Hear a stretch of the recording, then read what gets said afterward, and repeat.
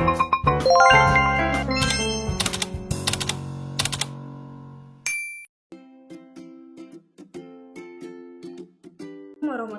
wabarakatuh. Nama saya Ais Fadliah dari Prodi PGSD semester 6 kelas A. Yang terhormat kepada Bapak Dr. Andes Haji Habib Cahyono MSI dan teman-temanku yang saya cintai dan saya banggakan, izinkan saya untuk mempresentasikan pada pertemuan kali ini yaitu tentang inovasi pendidikan. Yang saya akan bahas yaitu pada evaluasi 1, 2, dan 3. Kemudian ada kesimpulan. Pada evaluasi 1 yaitu konsep dasar inovasi pendidikan. Dasar inovasi pendidikan yaitu terdiri dari pengertian discovery, kemudian pengertian dari invention, dan pengertian dari innovation. Pengertian ketiganya yaitu disimpulkan bahwa discovery, invention maupun inovasi adalah penemuan yang baru. Discovery adalah suatu penemuan yang sebenarnya sudah ada tapi baru diketahui oleh orang. Seperti penemuan baru yang terjadi pada benua. Kemudian atau contoh lain yaitu seperti penemuan obat-obatan herbal atau penemuan batik. Invention yaitu suatu penemuan yang hasil kreasi manusia. Contohnya yaitu seperti penemuan alat komunikasi atau alat transportasi. Kemudian yang terakhir yaitu ada innovation. Pada innovation yaitu menghasilkan atau menciptakan hal baru seperti menciptakan usaha atau bisnis baru. Selanjutnya yaitu ada modernisasi. Nah, pada modernisasi yaitu terjadinya perubahan ke arah yang lebih baik. Contohnya yaitu seperti pemesanan tiket sekarang itu sudah ada via online. Selanjutnya yaitu persamaan antara inovasi dan modernisasi. Keduanya merupakan perubahan sosial. Perbedaannya hanya pada penekanan ciri-cirinya tertentu. Nah, dapat disimpulkan bahwa dapat diterimanya suatu inovasi sebagai tanda adanya modernisasi, yaitu contohnya untuk meningkatkan kesejahteraan hidup perlu adanya transmigrasi. Terakhir yaitu ada inovasi pendidikan. Inovasi pendidikan adalah pembaharuan dalam bidang pendidikan. Dari inovasi pendidikan yaitu terdiri dari kompetensi, kemudian ada e-learning, buku teks digital, dan yang lain sebagainya. Kemudian pada modul 2 yaitu terdiri dari difusi. Nah, yang pertama yaitu ada difusi. Difusi adalah proses komunikasi inovasi antara warga masyarakat atau sistem nasional dengan menggunakan saluran tertentu dalam waktu tertentu. Nah, contoh pada difusi yaitu adanya sebuah aplikasi yang menawarkan jasa ojek secara online. Yang dahulunya jika orang ingin bepergian harus menggunakan bus, ojek, beca. Kemudian sekarang bisa menggunakan jasa ojek online. Kemudian ada diseminasi inovasi, yaitu proses penyebaran inovasi yang direncanakan atau diarahkan. Jadi, kalau difusi terjadi secara spontan, maka diseminasi dengan perencanaan. Lalu ada 4 elemen difusi inovasi. Yang pertama yaitu ada inovasi, kemudian ada komunikasi dengan saluran tertentu, yang ketiga ada waktu, dan yang keempat yaitu ada warga atau masyarakat. Pengertian dari inovasi yaitu sebuah gagasan atau ide atau tindakan.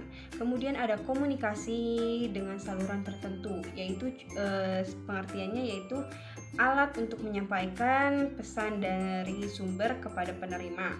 Yang ketiga yaitu ada waktu, adalah proses keputusan dari seseorang untuk mengetahui atau memutuskan. Yang keempat yaitu warga atau masyarakat, yaitu anggota sistem sosial. Selanjutnya yaitu ada proses keputusan inovasi. Proses keputusan inovasi ialah proses yang dilalui atau dialami. Nah, contoh dari proses inovasi yaitu perusahaan yang banyak berinovasi. Proses adalah seperti pabrik jamu dan pabrik obat. Lalu ada 5 tahap keputusan inovasi yang terdiri dari tahap pengetahuan, kemudian tahap bujukan atau persuasi, lalu yang ketiga ada tahap keputusan, tahap implementasi, dan tahap konfirmasi. Dalam proses inovasi ada terbagi dua model, yaitu model proses inovasi secara individual dan model proses inovasi secara organisasi.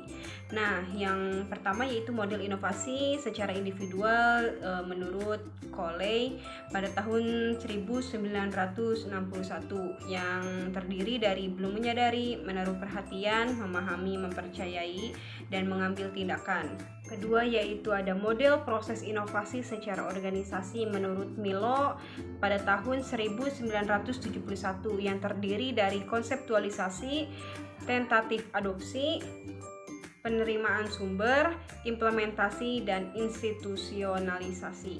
Modul 3 yaitu membahas tentang 5 macam karakteristik inovasi menurut Rogers dan 4 macam strategi inovasi. 5 macam karakteristik inovasi menurut Rogers. Yang pertama yaitu ada keuntungan relatif. Nah, keuntungan relatif yaitu sejauh mana inovasi dianggap menguntungkan bagi si penerimanya. Yang kedua yaitu ada kompatibel, yaitu kompatibel adalah tingkat kesesuaian inovasi dengan nilai atau value. Yang ketiga yaitu kompleksitas. Kompleksitas yaitu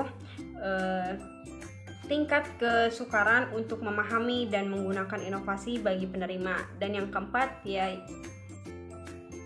yaitu triabilitas. Triabilitas yaitu sebagaimana inovasi dicoba, keberhasilan menggunakan inovasi bagi penerima. Yang kelima yaitu ada dapat diamati, yaitu mudah tidaknya diamati suatu hasil inovasi. Selanjutnya ada 4 macam strategi inovasi yang terdiri dari strategi fasilitatif, strategi pendidikan, strategi bujukan, dan strategi paksaan. Pengertian dari strategi fasilitatif yaitu pencapaian tujuan perubahan atau inovasi dengan mengutamakan penyediaan fasilitas dengan maksud agar program perubahan sosial akan berjalan dengan mudah dan lancar. Yang kedua yaitu ada strategi pendidikan.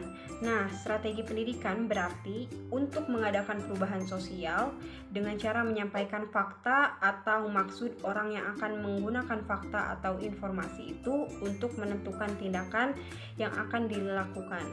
Kemudian yaitu ada strategi bujukan. Pada strategi bujukan yaitu pencapaian perubahan dengan cara memujuk atau merayu. Yang terakhir yaitu ada strategi paksaan. Pada strategi paksaan yaitu cara instruksi kepada klien atau sasaran perubahan untuk mencapai tujuan perubahan. Kesimpulan dari modul 1, 2, 3 yaitu inovasi merupakan suatu ide atau hal-hal yang praktis, metode, cara, barang-barang buatan manusia yang diamati atau dirasakan sebagai sesuatu yang baru bagi seseorang atau sekelompok orang atau masyarakat. Adanya inovasi tidak terlepas dengan adanya teknologi dan modernisasi. Teknologi mewujudkan terciptanya inovasi melalui penerapan ilmu pengetahuan dan modernisasi yang menggunakan wujud penerapan hasil teknologi dan inovasi tersebut. Sekian presentasi hari ini. Terima kasih. Wassalamualaikum warahmatullahi wabarakatuh.